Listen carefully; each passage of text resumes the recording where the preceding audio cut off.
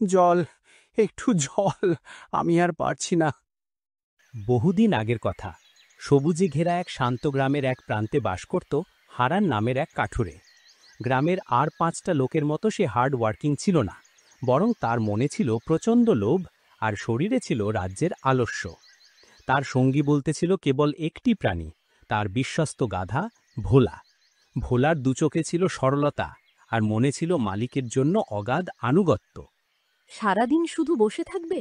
বেলা বাড়ছে, জঙ্গলে যাবে না? কাঠ না আনলে যে আজ রাতের রান্না হবে না। থামো তো, যাব তো। এত তাড়া কিসের? ভোলা তো আছেই, ও একাই সব বোঝা বয়ে আনবে। আহারে, অবলা প্রাণীটার উপর একটু তো দয়া করো। কাল সারাদিন খাটিয়েছ, আজ একটু জিরোতে দাও। ওরও তো প্রাণ আছে। চুপ করো তো, ওটা একটা জানোয়ার, ওর কাজই বোঝা টানা। ওকে দিয়ে কাজ না করালে পুষেছে কি করতে? ওঠ, চল, জঙ্গলে যাওয়ার সময় হলো। জঙ্গলে গিয়েও হারানে সে একই অভ্যাস। নিজে গাছের ছায়ায় বসে আরাম করত, আর ভোলার পিঠে চাপিয়ে দিত পাহাড় সমান কাঠের বোঝা। এই খোদা, আর পারি না। সকাল থেকে এই বিশাল বোঝা পিঠে নিয়ে ঘুরছি, গলাটা শুকিয়ে কাঠ হয়ে গেছে। কিন্তু মালিক একটু জলও খেতে দিল না। শুধু কাজ আর কাজ, আর তার বদলে জোটে এই লাঠির ঘা। কি এমন পাপ করেছিলাম যে এমন জীবন পেলাম? সেদিন সন্ধ্যায় আকাশ ঘন কালো মেঘে ছেয়ে গেল। ঝড় উঠবে বুঝতে পেরে হারান তাড়াতাড়ি বাড়ির পথ ধরল।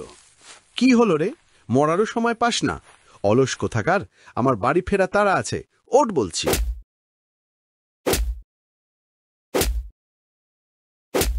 আর সহ্য হয় না। হে খোদা, আমার এই আকুতি শোনো। আমার মালিককে শুধু একদিনের জন্য আমার কষ্টটা অনুভব করাও। ওকে আমার জায়গায় আর আমাকে ওর জায়গায় এনে দাও। কিসের আলো ছিল এটা? আমার মাথাটা কেমন ঘুরছে। চল চল, তাড়াতাড়ি বাড়ি চল। কিন্তু পরের দিন সকালটা ছিল একেবারেই অন্যরকম। হায় হায় হায় হায়, আমি তো হারান। আমি গাধা হয়ে গেলাম কি করে? কিরে, এখনো শুয়ে আছিস? ওঠ, জঙ্গলে যেতে হবে। আজ দ্বিগুণ কাঠ কাটতে হবে, নইলে তোর রাতের খাবার জুটবে না। কি গো, আজ এত সকালে কাজে যাচ্ছ? ভালোই হলো। আর ভোলাটাকে এত মারবে না কেমন? জঙ্গলে গিয়ে আজ পরিস্থিতি ছিল পুরোপুরি উল্টো। ভোলা, যে এখন হারানের রূপে, সে আসল হারানের পিঠে চাপিয়ে দিল দ্বিগুণ কাঠের বোঝা। কি হলো? চলছিস না কেন? আলসেমি হচ্ছে?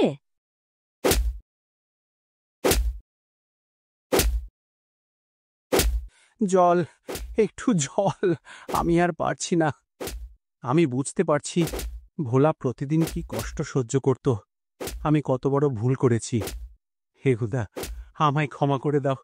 আমি আর কখনো কোনো প্রাণীর ওপর অত্যাচার করব না। হারানের মন থেকে যখন অনুশোচনার অশ্রু ঝরছিল, তখন খোদা যেন তার ডাকে সাড়া দিল। আমায় আগের রূপে ফিরিয়ে দাও খোদা। আমি প্রতিজ্ঞা করছি, আমি বদলে যাব। আমি ভোলার যত্ন নেব। এক শান্ত আলোয় আবার সব কিছু বদলে গেল। হারান ফিরে পেল তার মানব রূপ, আর ভোলা ফিরে গেল তার আগের চেহারায়। আমায় ক্ষমা করিস ভোলা, আমি তোর কষ্টটা আজ হাড়ে হাড়ে বুঝতে পেরেছি।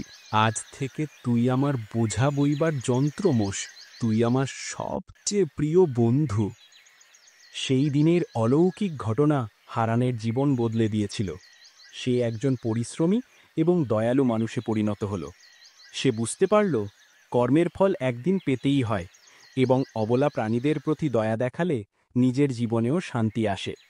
এরপর হারান, মালা আর তাদের প্রিয় বন্ধু ভোলা একসঙ্গে সুখে দিন কাটাতে লাগল।